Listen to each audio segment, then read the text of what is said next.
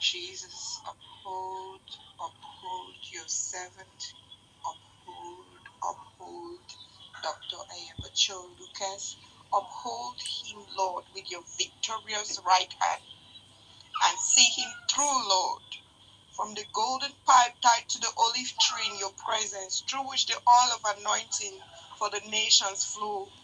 Continue to pour out your oil upon him, Lord. Not only does Ambazonia need him, the world needs him. Father, I have never requested your oil on a dirty head. You see your son inside out. Lord God Almighty, defend the cause of our freedom. My fellow Ambazonians, good evening, good afternoon to each and every one of you. My apologies for starting late. There have been a bit of technical issues that we have been grappling with. So accept my sincere apologies. Thank you all for your resilience, and thanks a lot for remaining committed to the liberation of our homeland. I have come today to have a brief conversation with you, to give you the state of our war of independence, where we are and where we are headed to. I know on a daily basis you are bombarded with a lot of issues, and so you have to make sense of the millions of information that come your way. And my responsibility is to one moment. My responsibility is to help you understand constantly where we are and how you can make your contribution make a difference. But before we continue with this conversation, I would invite each and every one of you to join me, and let's observe a minute of silence for our children that were killed in Kumba, our fighters who have lost their life, and any other Amazonian who has been killed because of the presence of Cameroon in our homeland.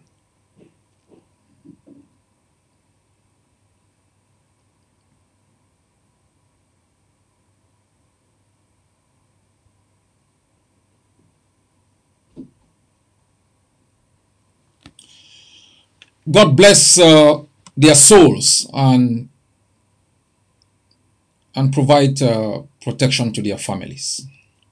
For every soul that has been lost, there will be accountability, and there will also be healing. The pain that families feel is palpable, and for any family that has lost loved ones in a sudden manner, it is very painful. And as I have said repeatedly, Cameroon is responsible for all the crimes that are committed during its time of the occupation of our country. It has committed, the crime of genocide, war crimes, crimes against humanity, against our people. And I ask you to continuously be engaged. This is a difficult pathway, but I'm confident that the resilience of our people is gonna pay off. I will make a couple of reactions to ongoing domestic and international issues. I know the DDC has reacted to what has happened in Victoria.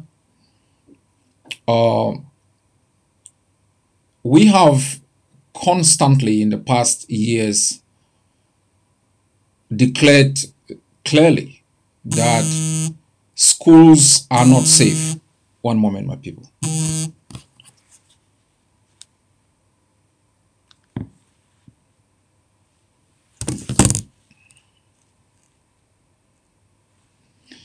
We have constantly declared that it is not safe to open schools for a couple of reasons. This is an active conflict. It's an active war. It is also declared by the Norwegian Refugee Council as the most neglected war in the world.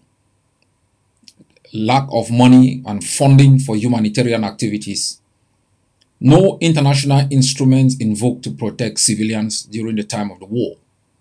And the hypocrisy of the international system to always pretend as though, they care more about the education of our kids than ourselves. It's something we've observed all through.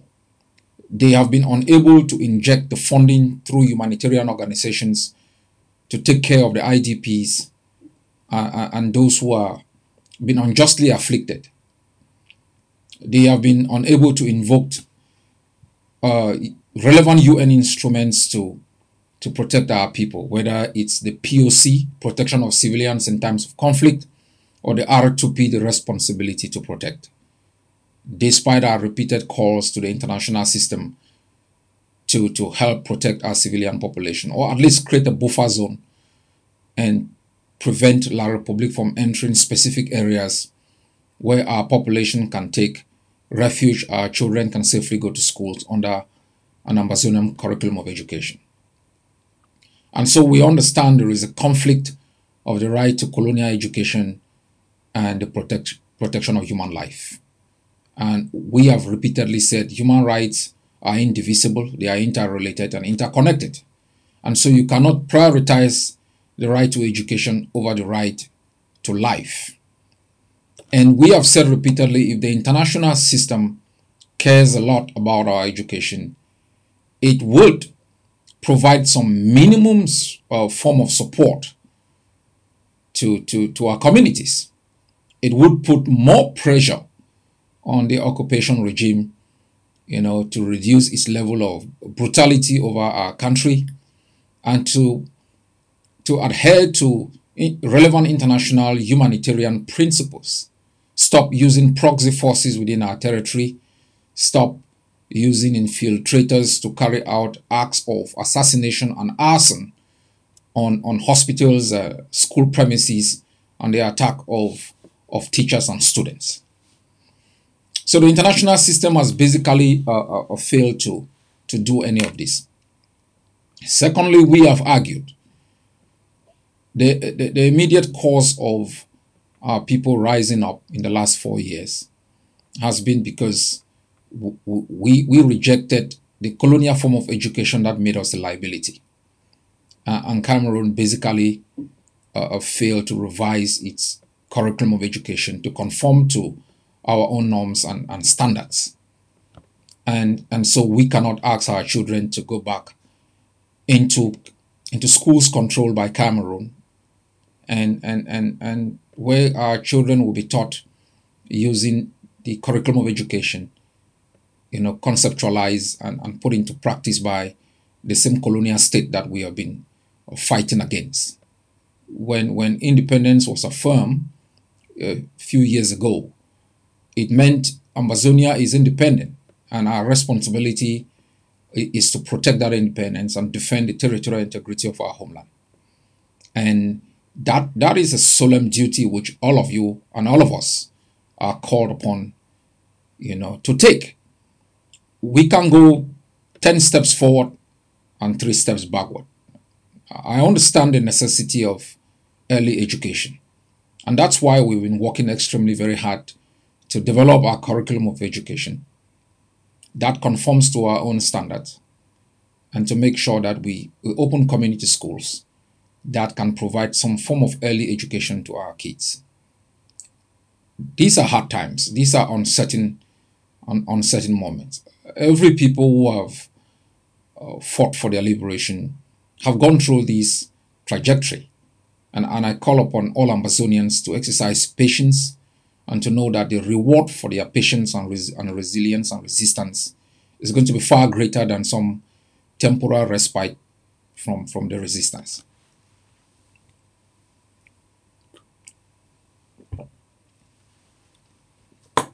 We have also constantly argued that we will gradually provide the basis for continuous education of our children.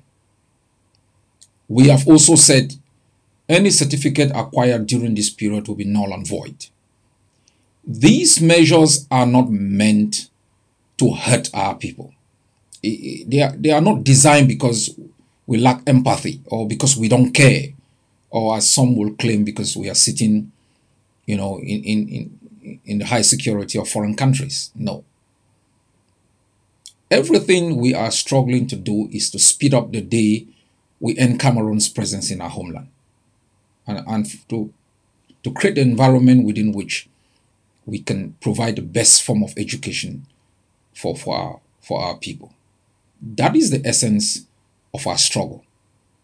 I have argued repeatedly that the reasons why you fight is far more than to acquire some independence.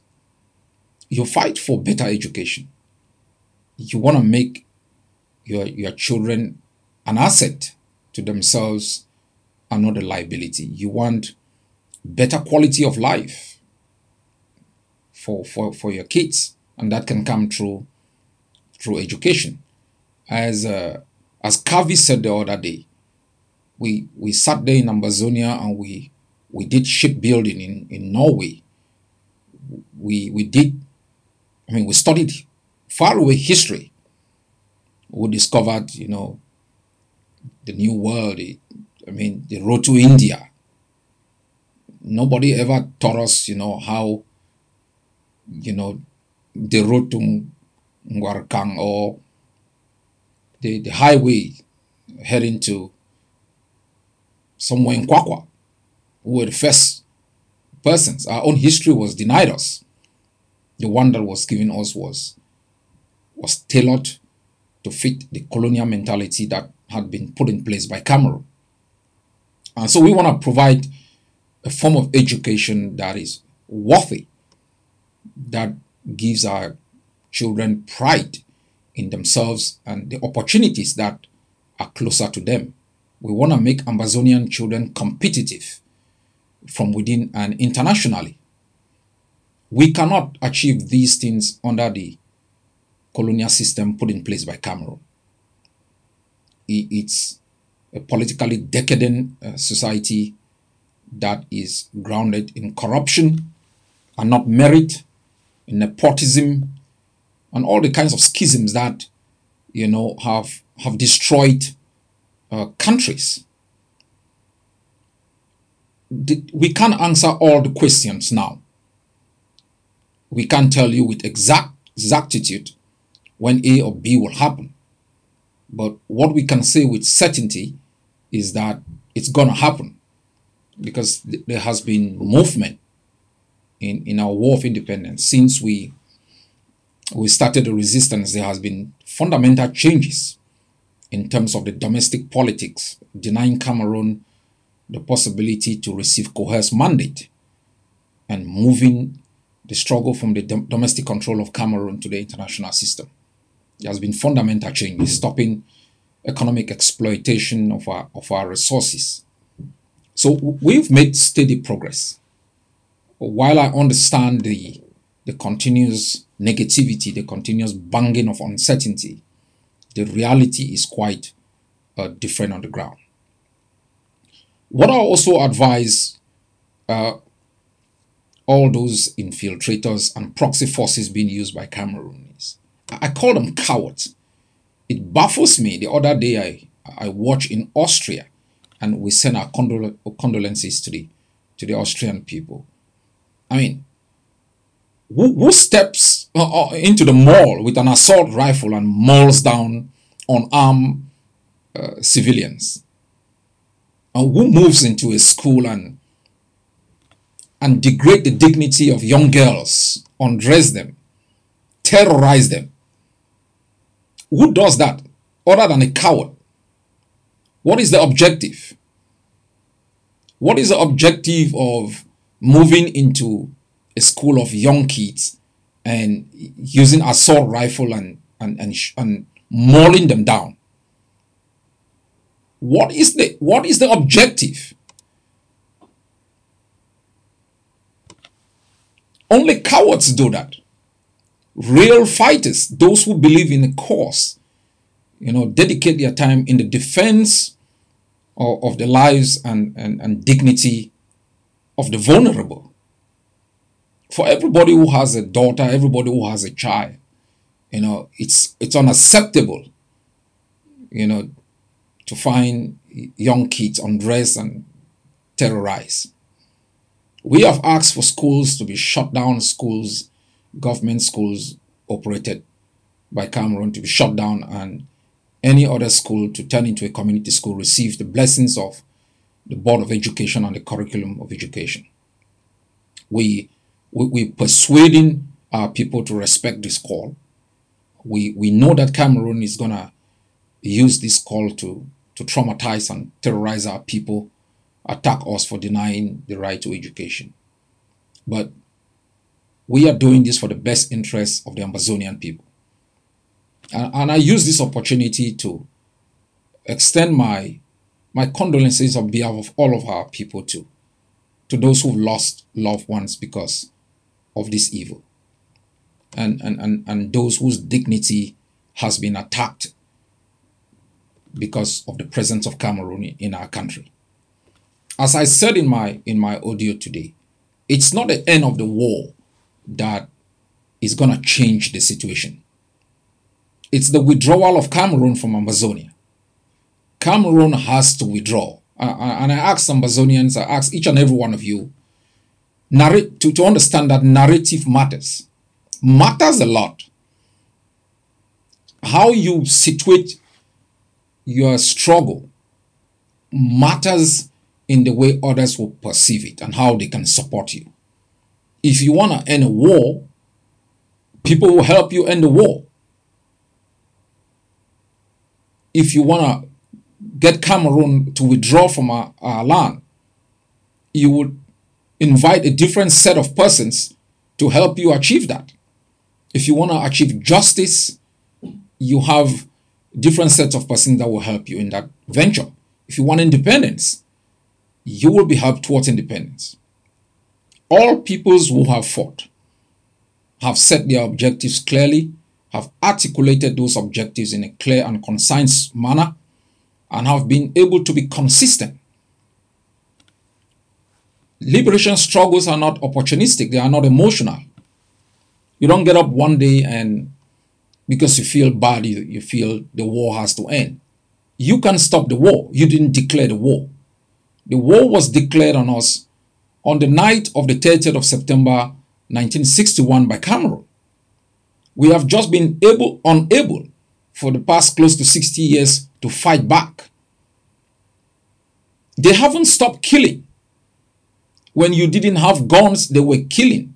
They brutalized and murdered students and shot them in point-blank range.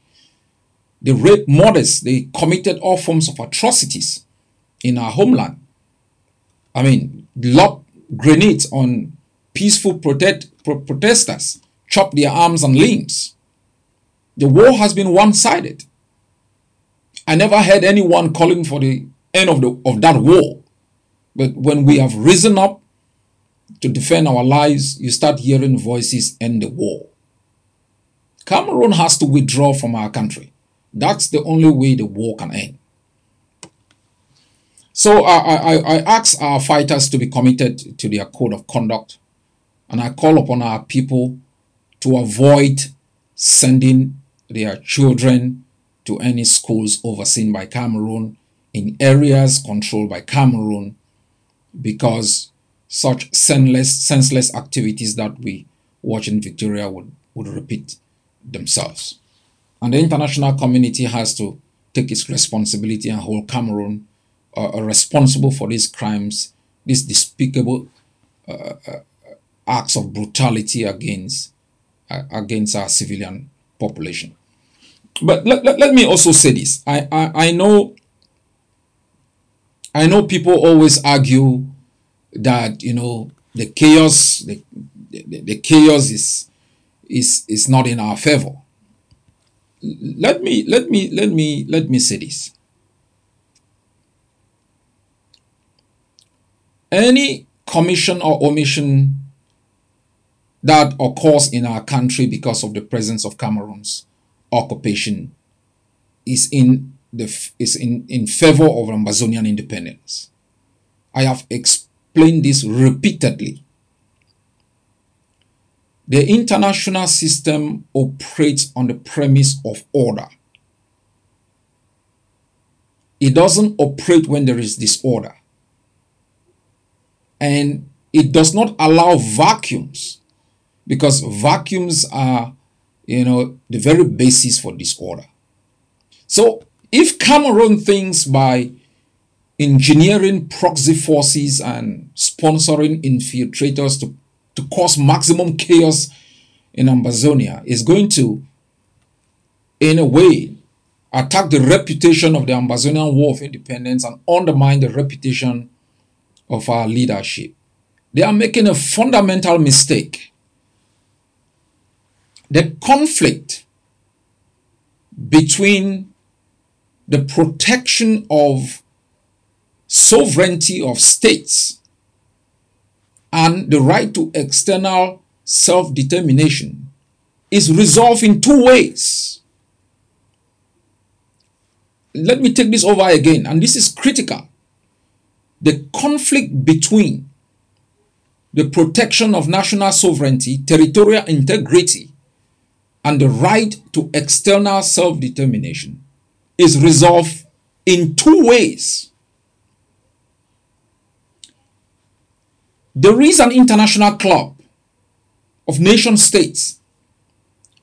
This club protects the sovereignty of states.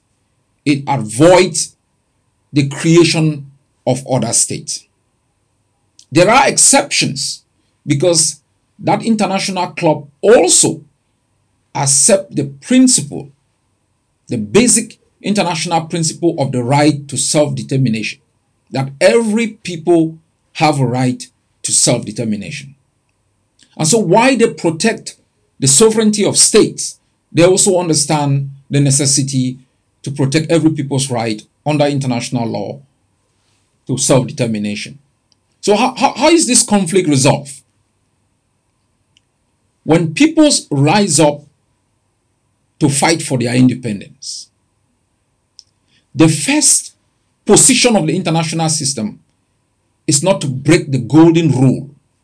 And the golden rule is, don't accept the independence of other countries, because it opens a Pandora's box and you don't know exactly when it's going to end. If you recognize the independence of country A, peoples within other countries might rise up. And most countries have minorities that are seeking internal or external self-determination. And so they are always afraid to recognize the independence of other countries because it might create conflict from within. But also, there are exceptions to this rule. There are exceptions. And how does the international community determine these exceptions? The one time the international community believes that a people should break out from another state or declare their independence is when their rights as a people or as individuals cannot be protected within that particular state. That is when they think the only way they can secure protection of their individual rights is to establish a political and economic system that protect those rights.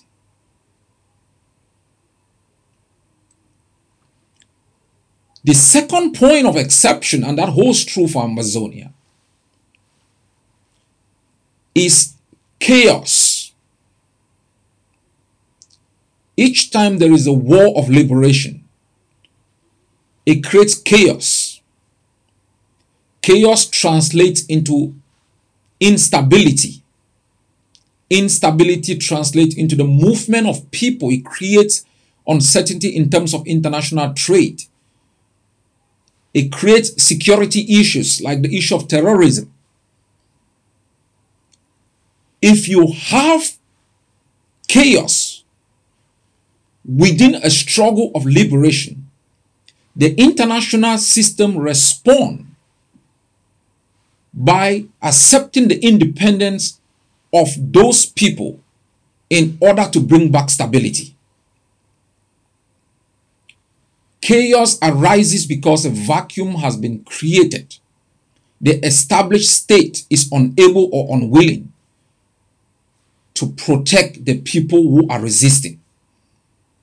And the international system has to come in and recognize that state. It happened in Kosovo.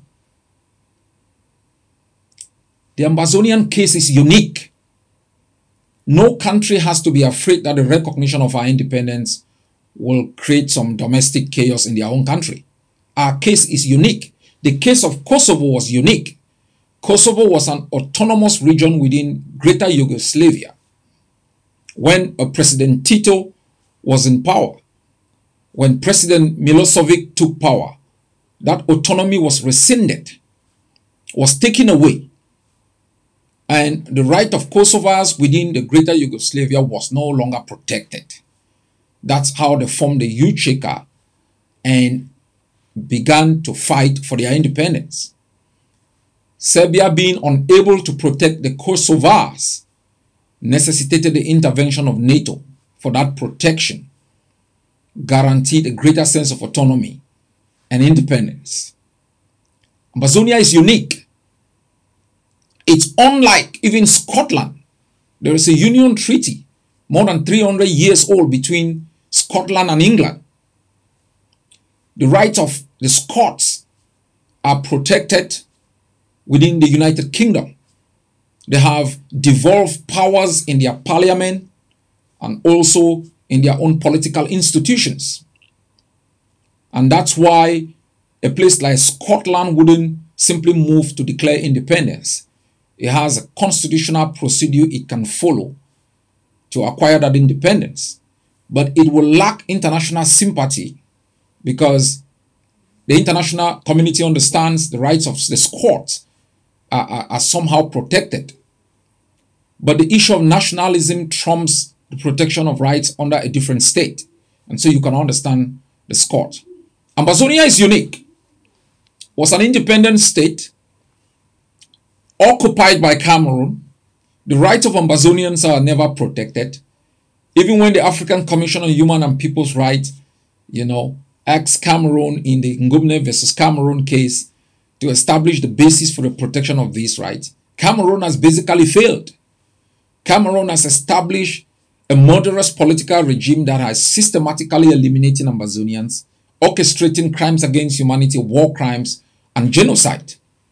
It lays the perfect basis for countries to recognize the independence of Cameroon. So apart from the chaos being orchestrated by Cameroon to bring greater disrepute to our struggle, that chaos favors Ambazonians' right to independence. Cameroon is incapable, unwilling, to protect our people. And there is no other way than allowing us establishing a political system that does what a state is supposed to do. The uniqueness of our case in the fact that it's an aspect of occupation and not secession gives us the right under African Union Charter 20 paragraph 1 to 3, the United Nations Charter, to resist Cameroon's occupation. So let this be very clear to Cameroon. You aren't doing yourself any good. You will be held responsible, like all butchers before Akayezu versus the ICTR became one of the first cases of the prosecution of genocide and conviction under international law in modern times. And you will be held responsible. All the butchers that have murdered people haven't gone scot-free. The Israelites are still searching for the butchers from Germany more than 50 years after the termination of World War II. And so, my people, you shouldn't be frightened. Cameroon is not doing itself any good by burning down villages, creating chaos, thinking that it's going to push our people away from independence. There is nowhere our people are going to run into. You can't run into the arms of their killers. It's not a system like in the United Kingdom where the Scots can say you can move from Scotland into England, you can move into Wales or Northern Ireland. Our people have been disenfranchised, their dignity attacked, their essentiality as a people has been totally undermined. The second issue I'd like to address is what I spoke of during the Coalition for Dialogue invitation. I will come back to the Coalition for Dialogue issue.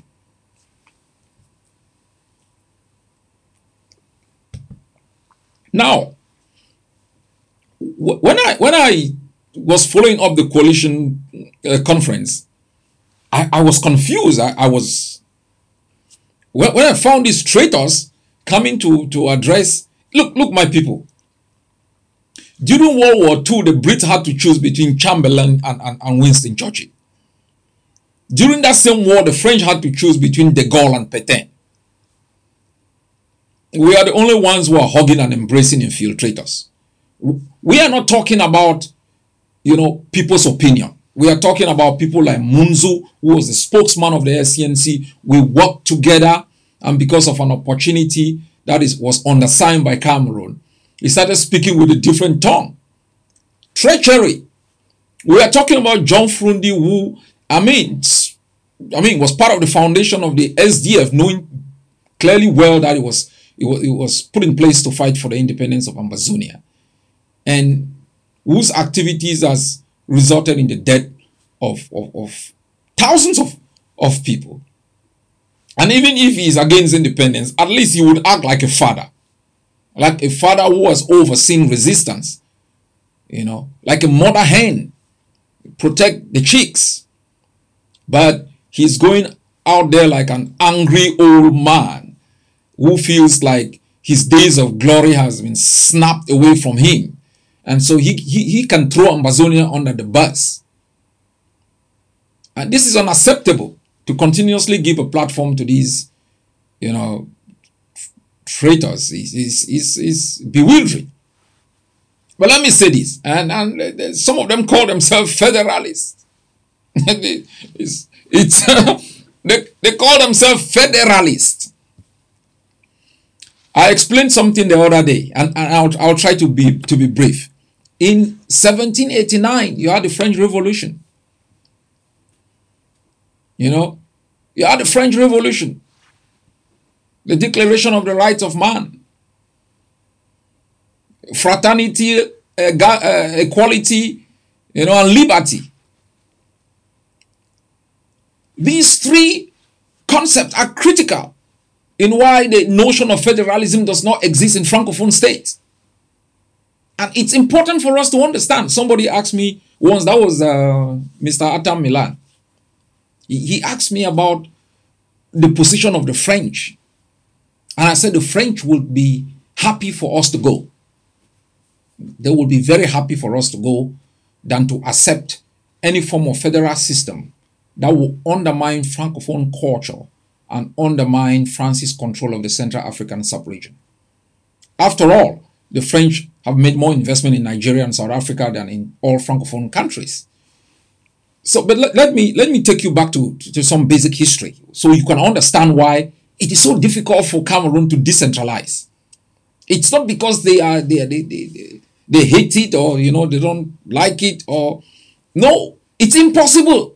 First thing you have to know, Cameroon does not control its sovereignty. And so to anytime decide on sharing that sovereignty with Ambazonia, he's going to bring it into conflict with France. But the concept of l'égalité, la fraternité, and la liberté that came into being during the French Revolution of 1789, I think it ended 10 years later, was the fact that all French are equals. They are equal. That is the basis of the existence of the state of France.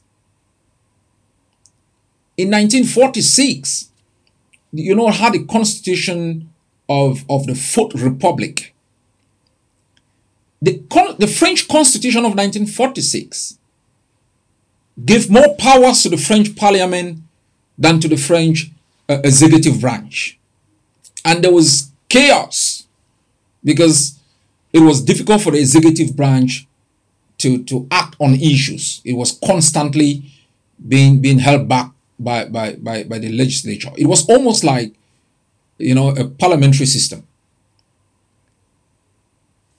10 years later, Mr. Charles de Gaulle fought extremely very hard to change that equation, and power moved from the legislature to the executive.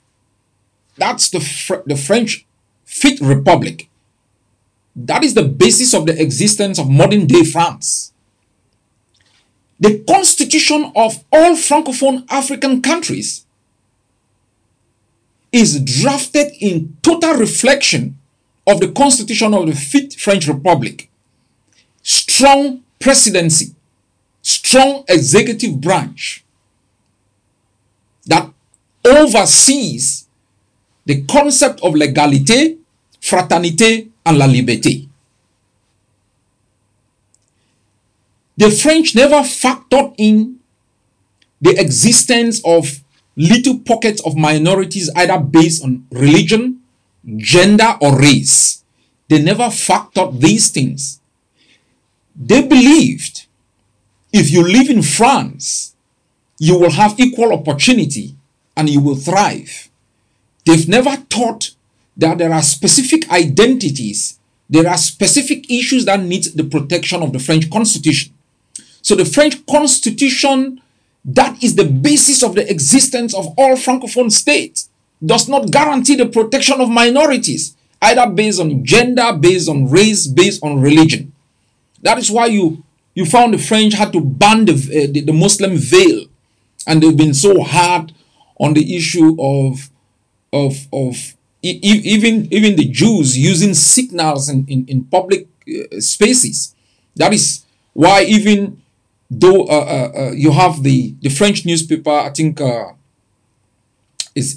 forgotten the name, what is L'Hebdo, whose editorial board was massacred by fundamentalists. The French have still been very, very clear in the protection of their liberty to publish, cartoons of the Prophet Muhammad. As I said the other day,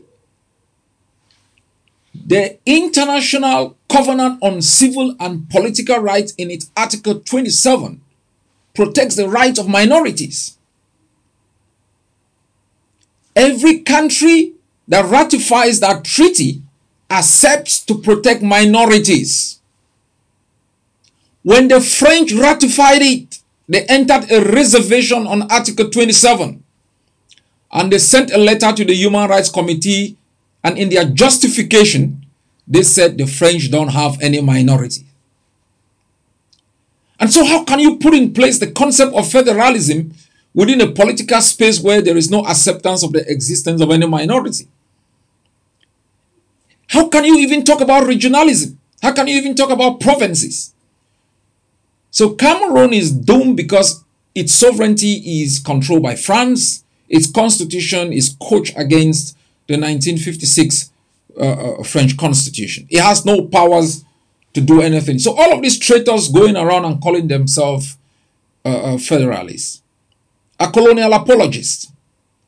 Agbo Bala, I installed Agbo Bala in Belgium, I think as the Secretary General of the Southern Cameroon's European Mission.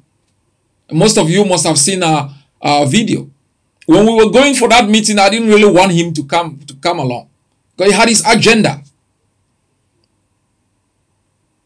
These are people who simply think, you can play with the lives of people in the name of your own subjective public opinion. It's unacceptable, and we should maintain a very hard stance with respect to them. Let me also talk about the coalition. I've congratulated the organizers of that wonderful conference. It reignited somehow, our liberation struggle. It was a gigantic come together, and I want to congratulate, the conveners of this conference. The Ambazonian Governing Council had been working long ago in concert with members of the coalition. We had fundamental disagreements because we think sincerely that the Ambazonian people's position is not subject to any contestation or or debate. I cannot sit on a table and be debating with somebody who does not believe in our independence. I can't. We can't simply be rewriting the story of our struggle every time a new generation comes. They start asking questions about the legality of our case, the historical validity of our case. It doesn't work this way, and that's why we are facing some of these issues now, because some people think this thing started in 2016. No. Revolutions are a continuation. For those who refuse to recognize history, those who come after you will also refuse to recognize your own history. And Ambazonians must know that people have fought and died for this thing even before we were born. And we must recognize that we are at a certain stage of it. We are a continuation of a long struggle started by our forebears. We can't come every time and try to rewrite the history of this resistance.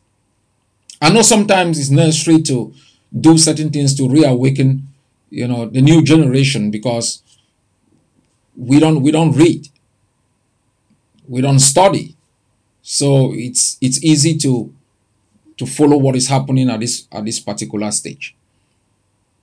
Now, this is my solemn advice to the conveners of that conference.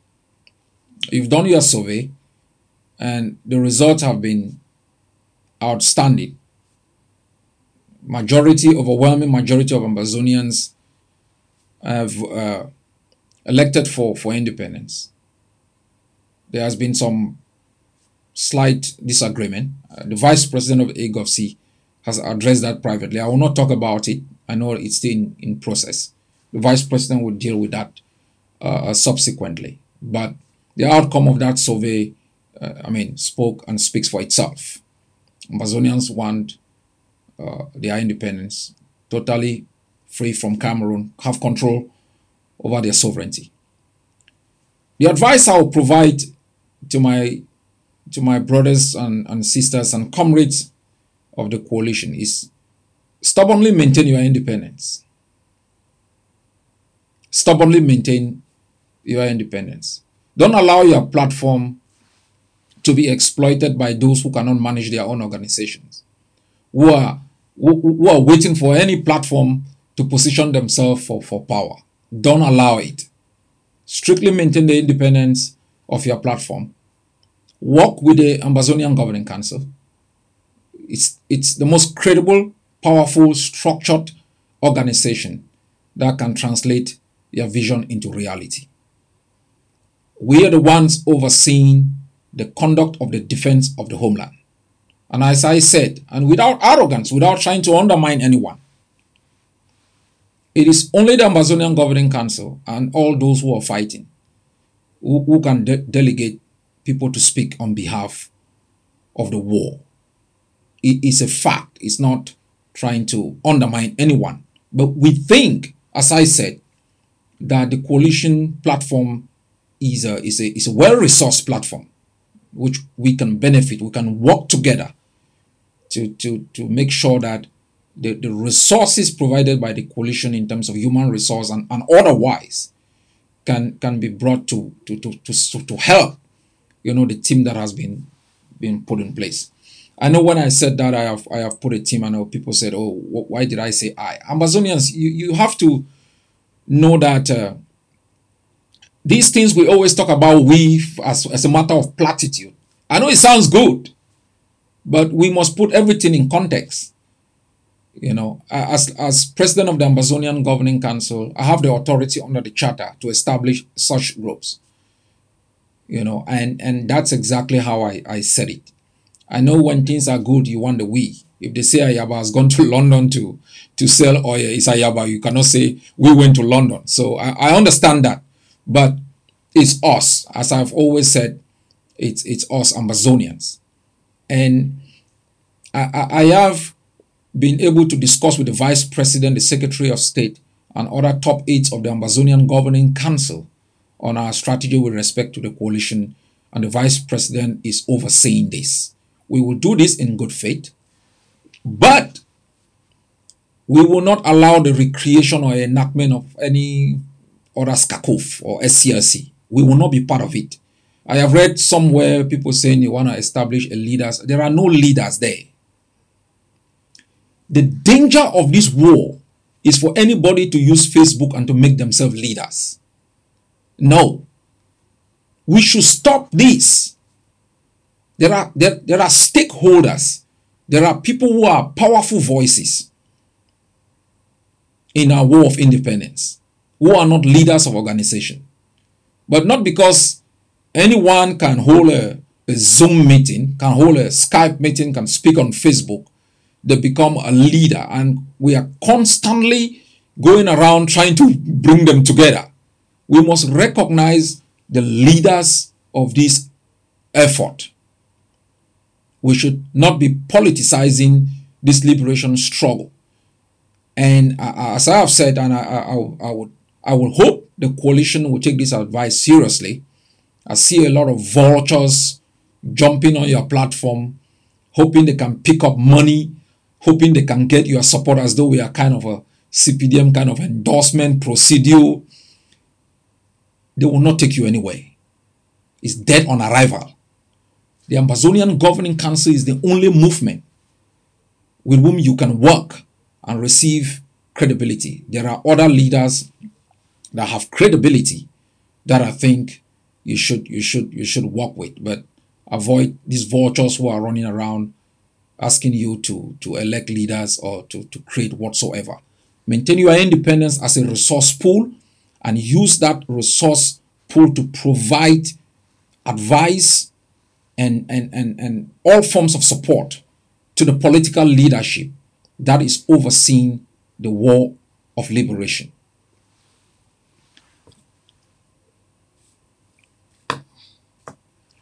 As I said this afternoon,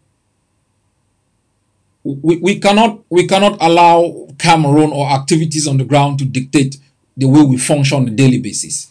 I said, I listened to I think, was it a video of a gentleman calling me a warlord? You know, sitting in the comfort of a small space, calling me a warlord. The guy who is the warlord, the country that declared war on us, the warlord that has been overseeing that war for as long as I know it, they call him President Paul Biya. You call him President Paul Biya, and you think calling others warlord. I don't know sometimes what people want to achieve with these terminologies, but we are all warlords. The defense of our homeland is the primary responsibility and obligation of leaders. We didn't declare war. We have worked extremely very hard in the past 40 years, articulating the force of argument, matching our ideals against the method of the occupier, sending delegations to Auckland during Commonwealth conferences, to Zimbabwe, to the United Nations, making presentations across the globe. We've organized demonstrations since I landed in exile in 1998 across different capitals to decry, the systematic brutality with which Cameroon is overseeing the occupation of our country. The response of Cameroon has been war. It has moved Manawa Bay into Boya, murdered students. It has moved up station downtown Bamenda, brutalized people, attacked hospitals, killed anyone who raised objection, to its approach. When Seseko called for demonstrations on the 22nd and the 1st of October, they basically mauled our civilians using helicopter gunships. You called for the international system, no one responded. No one came to our rescue. What should we have done? Sit back, fold our arms, surrender, or hope to God he sent his son again to come and die for us, or rise up like a people determined to be free to defend ourselves? That's what every sensible and determined people will do. and I hear everyone shouting they want to talk. Who do you want to speak with? Who do you want to speak with? Atanganji? Lele Lafrique? Paul Biya, who is nowhere to be found or seen? Who do you want to speak with? La République soldiers in green painted armor cars?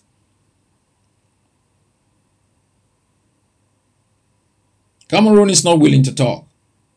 When the Tassangs went to talk, they kidnapped some of them. When the Balas, who were asking for Ambazonia to adjust into the colonial system, they were put in jail. Frundi himself, winning an election, kept him in house arrest. As I said during the Coalition for Dialogue, the only way we can make an impact when Cameroon is ready to talk is when we have the credibility in our ability to defend ourselves on the ground.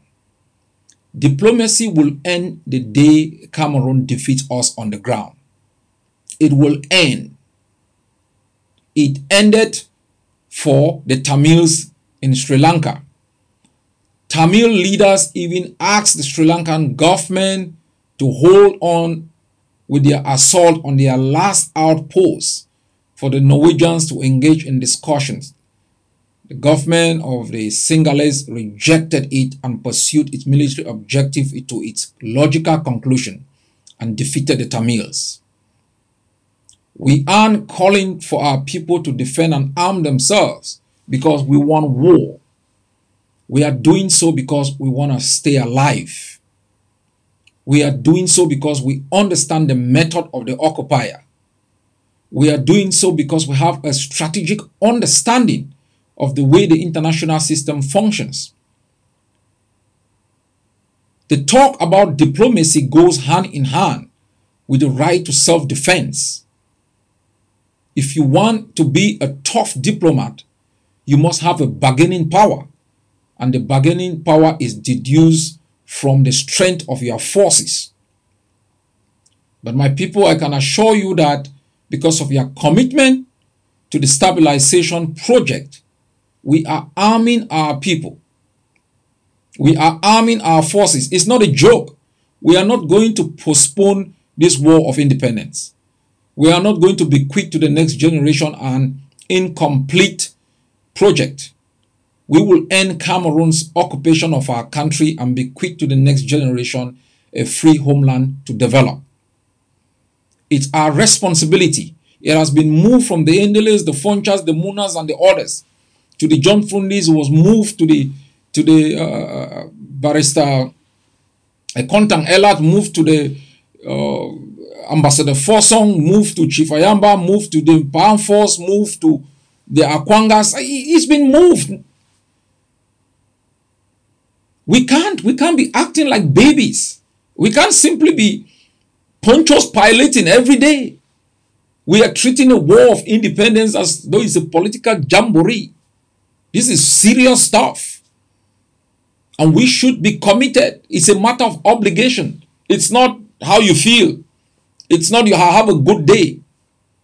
In the past 72 hours, I've been shut off, any method of communication.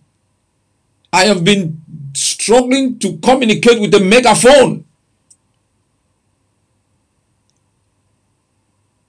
for close to 32 years. There is no week or day I've taken off. Non-stop. Losing my hair. I think we have to get this thing done. If you feel tired, step out of the line, queue up behind, catch up pace.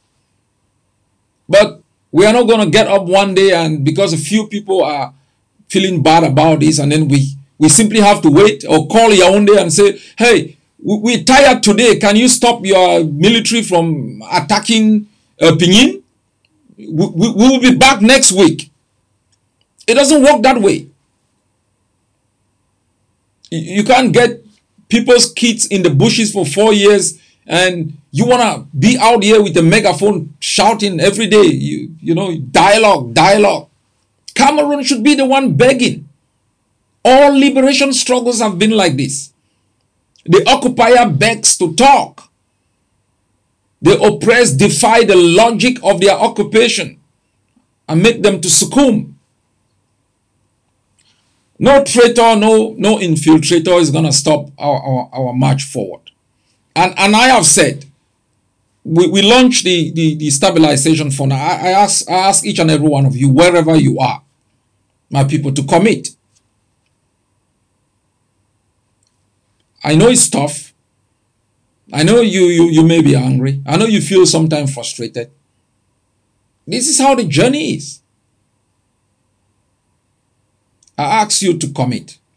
I know I spoke to some comrades the other day and they were worried. They said they are worried. Yeah, we're getting the ADF too powerful and we're going to take everything. I have made a commitment to all of you. There are 3 stages, 3 phases in our war of liberation. The liberation phase, the transition phase, and the governance phase. We are the tail end of the liberation phase. The transition phase has an intersection with the liberation phase. And that comes during the period of negotiation. So when Cameroon finally commits, I'm not talking about, you know, cosmetic commitment. I'm talking about tangible commitment. The liberation phase will intersect with the transition phase. During the period of transition, all of us will sit down and establish a transitional authority that will begin to work on draft constitutions that have been put in place by groups. It's going to develop, you know, our electoral system, the kind of political structure that we're going to have. It's going to be discussing with international partners on how to move our IDPs. It will do a lot. And transfer power after a free and fair election during the phase of governance. The Amazonian people will now put in place their government. So I will not use the ADF to go and install myself in power. This is why some people use the word warlord, because they've seen themselves as politicians with the right to govern and others as slaves with the mandate to fight and die for them. No one will use the military to install themselves in power. We will move from the liberation phase, establish a credible transitional authority that would win the support and respect of the international system, the support of our people. It will establish the basis of the period of governance. Remember, everything I say, everything I promise, you know, before I say it, you know, we've already started working on it. And I ask each and every one of you to trust my every word. Let all of us focus in this period of liberation. Provide us with your support. Have a laser focus on defending the homeland. Forget the politics. Don't be excited if they call a conference. Oh, this is the new girlfriend. Stop acting like a prostitute. You know, you find something new coming, you're running, you're forgetting about the wife you have at home. You can't be free with that kind of mentality. When the coalition came in, you start getting motions of support. People are panicking. My people, Cameroon destroyed us. We have a tall order. We have a lot to do to regain our self-esteem, our integrity, our stamina, our nationalism. We cannot allow ourselves to be dribbled by match balls, by amateurs. We are champions. In less than 4 years, we undermined political control of Amazonia. We undermined their economic exploitation strategy. We humbled Cameroon and made them to eat humble pie. We took negotiation from domestic dialogue to the international system. We are champions. And going forward, there are a couple of things we need to do. And I want to congratulate the Ambazonian Governing Council for establishing a media house. And as I have said, and I said repeatedly, use it dutifully, use it for the people, to defend the war of independence, to defend our nationalism, to protect Ambazonia, to undermine Cameroon's narrative, to showcase to the international system why the recognition of Ambazonia is going to create a kind of stability that would make sure international trade, international commerce goes smoothly and the protection of human dignity is guaranteed. So we have to strengthen our communication to expose the regime. We have to speak again like we did 3 years ago, collectively for Ambazonia and against Cameroon. So we have to retool our communication strategy to make sure the world begins to not see us simply as victims, but see us as potential governors of our country with the ability to understand the way governance takes place, our resources, how we're going to use them, how we're going to harness the power of sunlight, our rich soil to make sure we develop our economy. So that's one strategy. We must be laser focused on it. We must expose the infiltrators. We must expose the enablers. We must identify and shame them. The next strategy is the defense. That is the core strategy. The defense of the homeland. They cannot defeat us. They have been recruiting vigilantes to help them out. They have been recruiting proxy forces. We have a sophisticated network of intelligence operatives, and we will identify you and take you and decommission you. Our right to survive, our right to life, to dignity, to the protection of our territorial integrity is our primary obligation. And you can't leave these children running around still 3.5 years with den guns. You can buy an AK with $1,000 that you commit. It wouldn't change your life in a negative way. If you commit $1,000, you committing to the security of your country. You're committing to the protection of civilians. You're committing to making sure that those whoever will go for negotiation will negotiate from a position of strength. And so we have to come together, my people, and work like we've never done before, and focus like we've never focused before during this period of liberation, to strengthen, our forces on the ground, to provide the kind of security in areas we control, to make students go to community schools, women protected, the provision of basic services within those areas, and to undermine Cameroon continuously. That is critical. As we move across this phase, we will get big conferences when certainty will be written on the faces of everyone. It will be spoken from your tongue.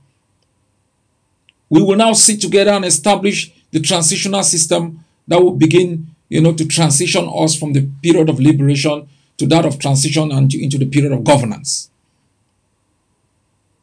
But we need a force on the ground with 1,000 AKs. That takes 1,000 Ambazonians to provide such a force, and to cut short the suffering. Those who are calling for the end of the war must know the path to the end of the war goes through Buea, through the arming of our people. It is not an Ambazonian concept. In most wars with imbalance in power, with the butchery of civilians, the international system has armed the weaker side, to create a balance in power and to ensure the protection of civilians. You can't be on social media every day crying like babies. Protect your women. Protect your children. Rise up like battered people. A people whose back is already on the ground and fear no fall. I ask you to rededicate.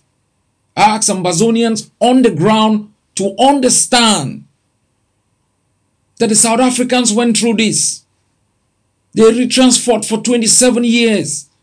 Mandela was in jail for 27 years. He never gave up. He never blinked.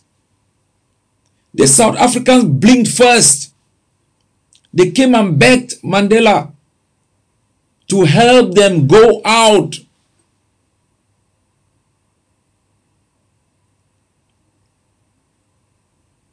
You have won. You must know how to secure your victory. Stop the politics. Stop trying to act like you are within the system of Cameroon, positioning yourself.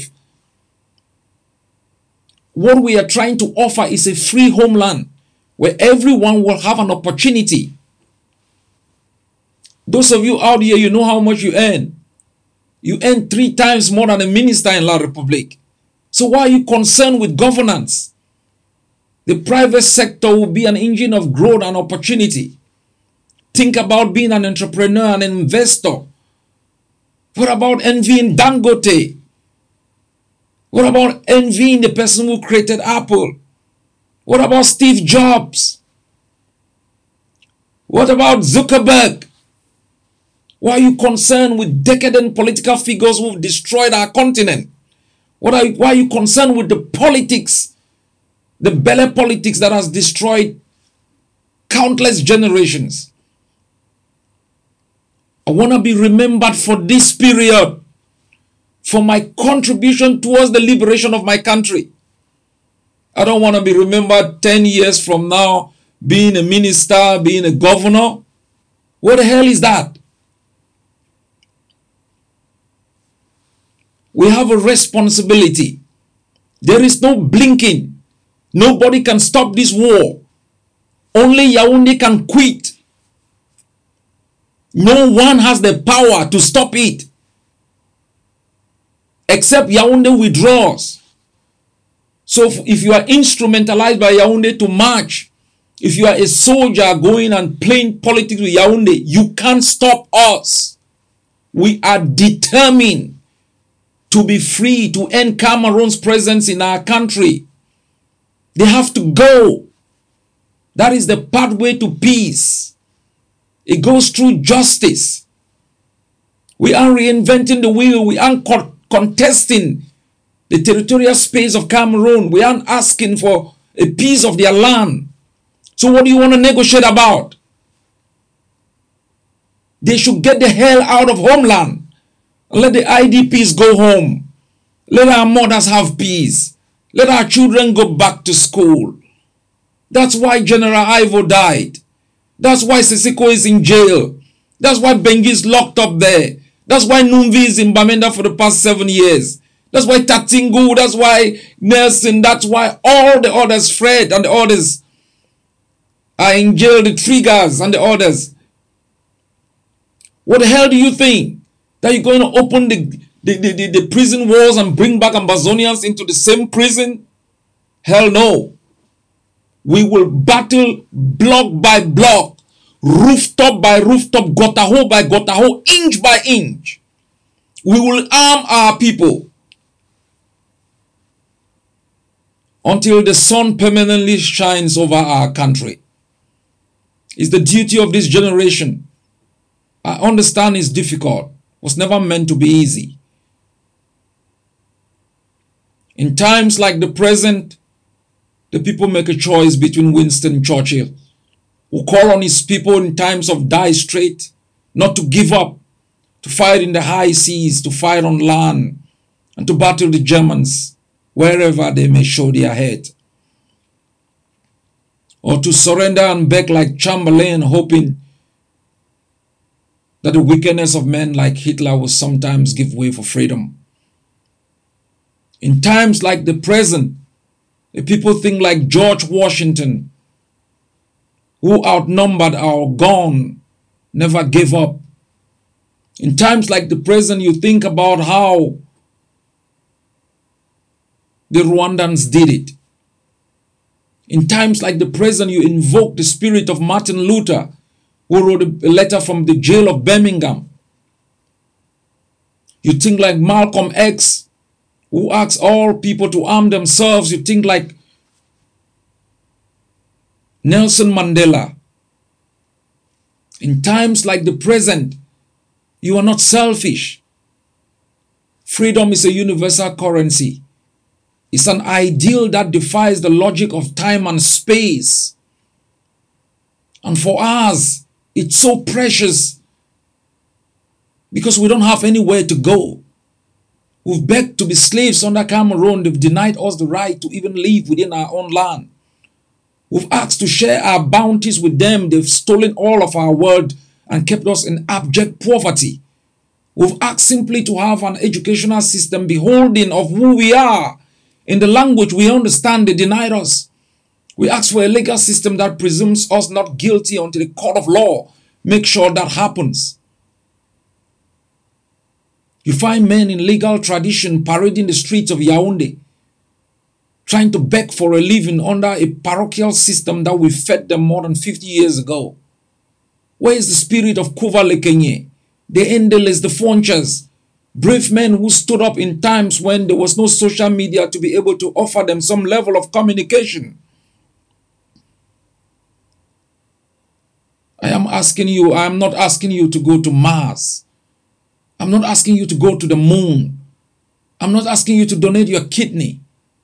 I'm asking you to be firm, to reject any revisionism, to reject the call for surrender, to reject the manipulation of the international system, and be firm on your right to be free in the land of your birth. And yell at the top of your voice for Cameroon to get the hell out of your land. Or you fight to your death to make sure that our flag is going to rise up in spaces liberated, that you can sing your own anthem. We'll build a better country, a shining stars on the hills that will make every other African country be proud. All generations after us will speak of our bravery, our tenacity, our no blinking character. Think about this legacy. Forget the moment of your convenience.